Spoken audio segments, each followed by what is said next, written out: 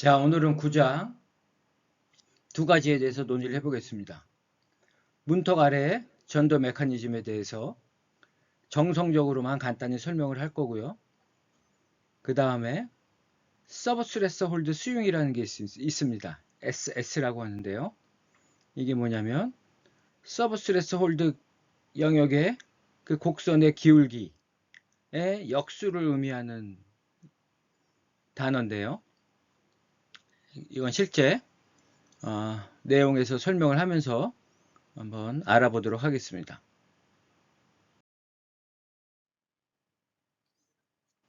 자, 모스펫 디바이스는 구조적인 특징이 있습니다. 여기 보면 수직전개, 수평전개가 걸려 있죠. 수평전개를 보면 우리 N 플러스 P, N 플러스 이러한 바이폴라 트랜지스터가 이렇게 연결되어 있는 것 같은 형태죠. 그리고 전압은 위, 옆, 횡, 종 다 전압이 걸려 있습니다. 그래서 이 가로 방향의 이 에너지 밴드 다이어그램 컨덕션 밴드의 바닥 상태 EC만 그려보면 이렇게 되죠. 이거는 앞에서도 우리 많이 고찰을 해왔죠. 그래서 N 플러스 소스, P 실리콘, 기판이죠. 그 다음에 N 플러스 드레인이 되겠습니다. 자, 우리 이쪽 N 플러스 실리콘은 전자가 많은 반도체죠. 여기에 그림을 그리지 않았지만 여기에 뭐가 있습니까? 전자가 위치할 에너지 상태 밀도가 무수히 많이 있죠. 1 일렉트론 볼트 사이에 대략 10의 21승계 단위 최적당 엄청나게 전자가 들어갈 방이 많다는 겁니다. 그래서 M 플러스를 그려보면 대략 이런 모양을 갖습니다. 이거는 뭐죠? 페르미 디락 분포 함수와 상태 밀도 함수의 곱이죠. 그래서 이 면적이 전자 농도가 되겠죠. 그래서 전자들이 이렇게 분포하고 있는 겁니다. 우리 이 게이트 전압에 뭐 아주 작은 전압을 인가해 보면 요 밴드가 위치 에너지가 낮아지니까 내려가겠죠. 그러면 요만큼 요렇게 차이가 나는 만큼 전자가 이쪽으로 확산해 갈 수가 있습니다. 그래서 이게 확산 전류라 그랬죠. 문턱 아래 전도를 일으키는 바로 확산 전류, 바로 이런 것입니다. 우리 게이트의 전압을 조금만 더 인가해 보면 대신에 문턱 반전 전압보다는 훨씬 낮은, 그러면 요 밴드가 내려오니까 이제 전자들이 더 많이 건너갈 수 있겠죠. 더 전압을 내리면, 그렇지만 역시 문턱 전압보다도 아직 작은 값이 되겠죠. 그러면 전자들이 더 많이 오른쪽으로 갈 수가 있습니다. 그러니까 이 말은 문턱 반전 전압 아래에서도 전도가 일어날 수 있다는 겁니다. 즉 전류가 아주 작지만 미세하게 흐르고 있다는 거죠. 이것이 바로 모스펫 디바이스가 갖고 있는 특징이자 뭐 단점이라면 단점이라 할 수 있는 뭐 구조가 되겠습니다. 그래서 다음 페이지를 보면 우리 앞에서 VGS하고 IDS는 1차 함수 관계를 갖는다 그랬죠. 대략적으로. 그래서 직선 형태를 이렇게 긋고 X축과 만나는 이 지점이 바로 VTH가 되는 거죠. 그런데 실제는 이렇게 안 된다 그랬죠. 이렇게 가다가 이렇게 좀 떨어져 간다 그랬죠. 요 떨어지는 이유, 그 다음에 여기 전류가 흐르는 이유 설명했죠. 바로 확산 전류가 있다는 겁니다. 그래서 요 빨간색 원으로 표시한 요 부분이 바로 문턱 아래 전도, 서브스레스 홀드 커런트가 되겠습니다. 이 전류가 이 문턱 전압 아래에서도 이렇게 전류가 흐른다는 겁니다. 그래서 요거를 로그 스케일로 보면 더 잘 보입니다. 이거는 트랜스퍼 커브죠. 그래서 이렇게 흐르다가 이제 게이트 전압이 어느 정도 인가되면 세츄레이션 됩니다. VTH를 우리 대충 여기서 잡는다 그랬죠? 세츄레이션 되기고 직전의 포인트. 그래서 요 문턱 전압 아래 요 구역을 우리는 서브스레스 홀드 영역이라고 그러고, 이때 흐르는 전류를 서브 스레스홀드 커런트라고 합니다. 이 값이 중요한 이유가 우리가 이 온커런트는 이 기울기에 비례해서 증가합니다.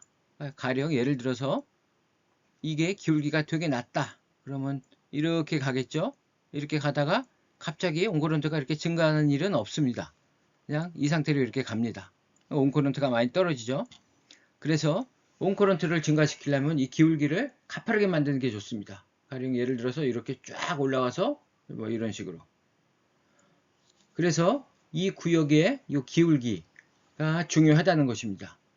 그래서 이 구역의 기울기의 역수가 바로 스윙, 서브 스레스홀드 스윙이라고 해서 SS 팩터라고 합니다. 그 값을 관리를 하는 겁니다. 이 디바이스의 성능을 표시해주는 일종의 어떤 값이 되겠습니다. 자, 이제 다음 페이지에서 더 자세히 설명하고요. 이 그림을 잠깐 설명해 보겠습니다. 우리 모스펫이 갖는 구조상 이 확산 전류가 존재한다 그랬죠. 그래서 문턱 전압 아래에서도 아주 작지만 전류가 흐른다. 그런데 우리 극단적으로 채널이 짧아졌다고 한번 생각해 보십시다. 아주 작은 숏 채널이 됐다 그러면 에너지 밴드 다이어그램은 이렇게 되겠죠. 그죠? 아까는 이렇게 컸었죠. 채널이 길어서 이렇게 됐었죠. 아주 작으면 이렇게 될 겁니다. 그러면 전자들이 이 에너지 배리어 관계없이 그냥 터널링해서 갈 수가 있다는 겁니다. 그렇게 되면 어떤 일이 일어나죠? 게이트 전압에서 0V 전자들한테 명령을 하죠. 건너가지 말라고. 근데 얘들은 그냥 건너갑니다. 물론 이 전류는 그렇게 큰 값은 아니겠지만 게이트의 명령을 듣지 않고 자기 멋대로 이렇게 드레인 쪽으로 흘러가죠. 그래서 이런 것들이 다 소비 전력을 증가시키고 뭐 누설 전류라고 볼 수도 있겠죠. 누설 전류. 이런 것들은 다 문제가 될 수 있는 여지가 있습니다. 그래서 우리 이 기울기를 가파르게 만들어서 관리를 한다는 게 어떤 의미인지 한번 살펴보겠습니다. 자, 이게 모스펫의 트랜스퍼 커브를 보여주는 겁니다. 먼저 왼쪽에 두 그래프를 보죠. 자, 파란색하고 까만색 한번 살펴보죠. 어떤 것이 더 좋아 보입니까? 자, 파란색이 온커런트가 뭐 작지만 높죠? 좋죠? 그런데 오프 커런트를 보면 오프 커런트가 더 높죠?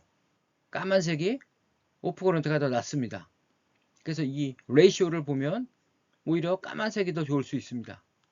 우리 모스펫에서 이 온커런트가 좋으면 충전을 빨리 시킬 수가 있습니다. 우리 모스펫 첫 장에서도 잠깐 설명했었는데요. 모스펫에는 우리가 의도치 않는 기생 커패시터가 많이 있죠. 게이트 소스 뭐 오버랩, 그 다음에 뭐 게이트 드레인 오버랩, 뭐 여러 가지가 있습니다. 그런 것들이 다 기생 커패시터인데 그게 다 커패시터입니다.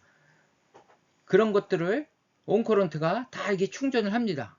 커패시터이기 때문에 충전을 하고 그 다음에 모스펫 소자가 작동이 되니까 이 소자가 빨리 작동을 하겠습니까? 그런 거 다 충전하고 작동을 해야 되니까 소자가 빠르게 반응할 수가 없습니다. 그리고 오프 커런트가 크면 소비 전력도 증가하고 누설 전류니까 이것도 좋은 게 아니죠. 그래서 이 B를 중요시한다 그랬죠. 이 B가 굉장히 중요합니다. 그래서 소자를 만들었는데 이런 식으로 만들어 놓으면 이거는 좋은 소자를 할 수가 없습니다. 이 파란색은 얼핏 좋아 보이지만 실질적으로 보면 이 까만색 그래프를 그냥 왼쪽으로 평행이동 시킨 거랑 비슷합니다. 그냥 그대로. 그럼 VTH도 바뀌고 이게 좋다고 말할 수가 없습니다. 그래서 좋은 소자를 만들려면 이런 식으로 만들어야 됩니다. 자, 이 까만색을 보십시오. 기울기가 이렇게 되게 누웠죠. 근데 서브세스 홀드 영역의 기울기 이렇게 가파르게 합니다. 가파르게 하면 이게 쓰는 거죠. 이렇게 피면 오프 커런트가 이렇게 내려가죠. 그리고 온 커런트도 올라가죠. 바로 이러한 디바이스 모스펫 소자가 이러한 까만색보다 훨씬 더 좋다고 얘기할 수가 있습니다. 왜냐하면 아이온, 아이오프 레이시오가 굉장히 커졌죠. 자, 이렇게 만드는 것이 중요합니다. 그래서 이 SS, 서브 스레스홀드 스윙을 보면 이 소자가 이 기울기를 알 수 있기 때문에 잘 만들어졌다, 못 만들어졌다를 판단할 수 있는 하나의 뭐 근거가 되는 겁니다. 이것도 뭐 모든 것을 다 대변하는 건 아니고요. 그래서 이 SS를 어떻게 정의하냐면, 자, 이 기울기의 역수죠. 기울기라는 것은 VGS 증가분에 따른 IDS 증가분. 그게 역수입니다. 그래서 볼트 퍼 데케이드. 이건 뭐냐면 드레인 전류를 10배 증가시켰을 때 그때 게이트 전압이 얼마나 증가하겠느냐. 그 얘기입니다. 즉, 뭐 10의 1승에서 10의 2승만큼 10배 드레인 전류가 증가했을 때 게이트 전압이 얼마만큼 변했을까? 얼마만큼 증가했느냐? 이게 많이 증가하면 좋은 게 아니겠죠? 이게 아주 조금 증가한다면은 이 기울기가 굉장히 가파르겠죠?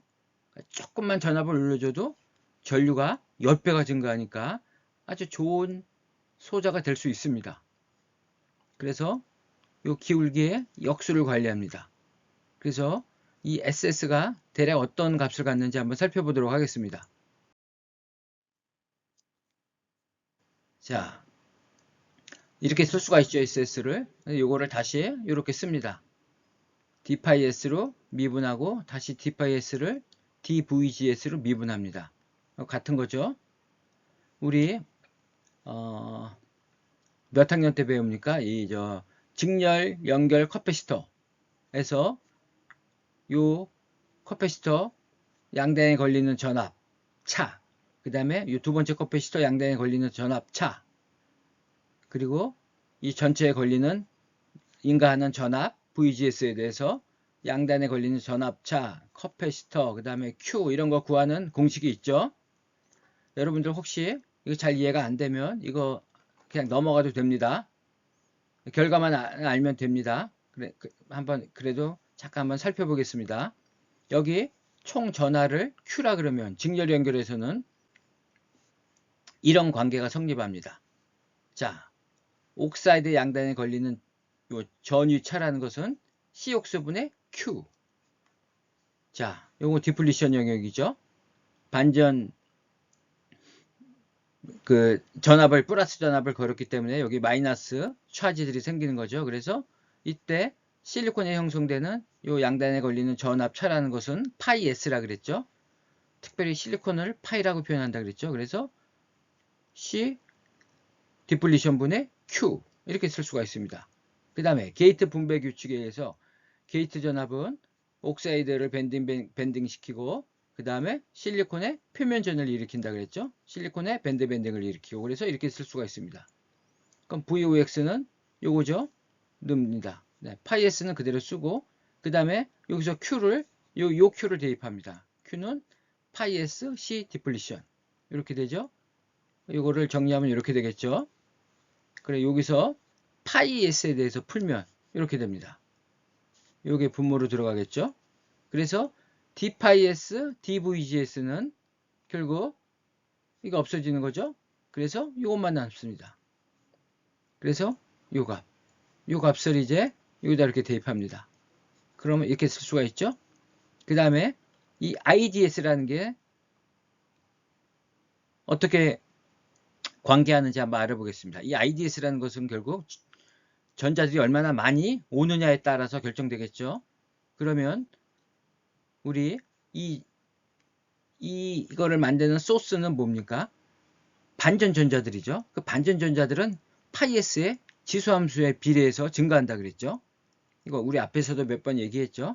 아주 조그만 파이S에 대해서 전자들은 익스포넨셜로 증가하기 때문에 엄청 증가하는 겁니다. 그래서 자, IDS에다 이걸 집어넣고 로그 IDS를 미분합니다. 그러면 여러분들 요 미분 공식 기억이 나는지 모르겠네요. 요 두 가지 공식을 이용해서 요거를 풀어봅니다. 풀면 이렇게 됩니다. 그래서 이거를 각각 이렇게 쓸 수가 있고요. 약분돼서 그 다음에 ln 10분의 kt분의 q 그래서 kt분의 q의 곱하기 ln 10분의 1 이렇게 쓸 수가 있습니다. 그래서 다시 SS에다가 이걸 대입하면 이 뒷부분 이렇게 되겠죠.